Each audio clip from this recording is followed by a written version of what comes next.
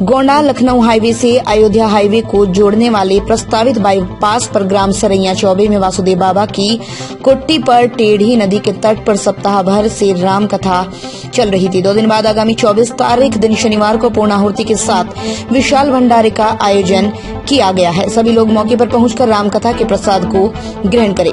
चक्रवर्ती महाराजा दशरथ द्वारा जैसे ही भगवान राम को अयोध्या के राज तिलक का ऐलान किया गया, वैसे ही महारानी कैकेयी को मंथरा ने उनके बाकी 2 वरदानों को मांगने की याद दिलाई। इसी को लेकर महारानी कैकेयी को भवन में चली गई। वहां उन्हें पता चला अचानक महारानी कैकेयी पुराने बाकी 2 वरदानों को लेकर बहुत ज्यादा नाराज हो गई।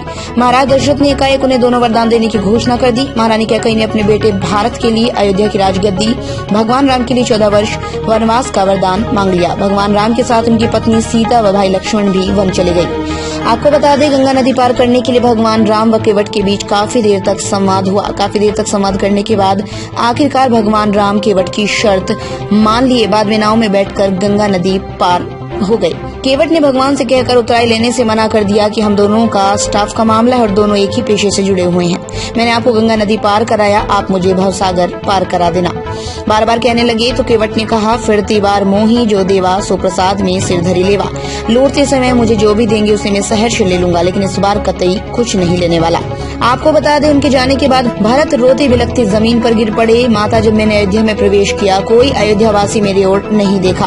भरत ने ये सुना कि उनके भाई राम वन चले गए, वो भाव विह्वल हो गए। भाई राम के लिए भरत बहुत व्यथित हो गए। गुरु वशिष्ठ व परिजनों के बार बार कहने के बावजूद भरत ने अयोध्या का राजा बनने से साफ इनकार कर दिया। बाद में भरत राम को वनगमन के रास्ते में जाकर मिले, वापस लौटाने का प्रयास किया, लेकिन राम तैयार नहीं हुए।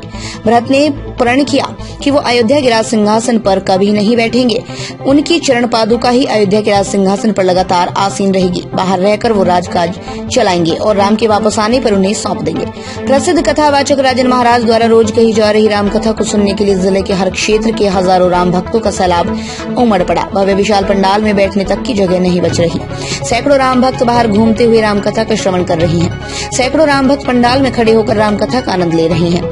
मस्ती में आकर ताली पीट कर झूमते हुए राजन महाराज के साथ लोग भजन गा रहे हैं। बिंद्र प्रसाद तिवारी सह संपादक।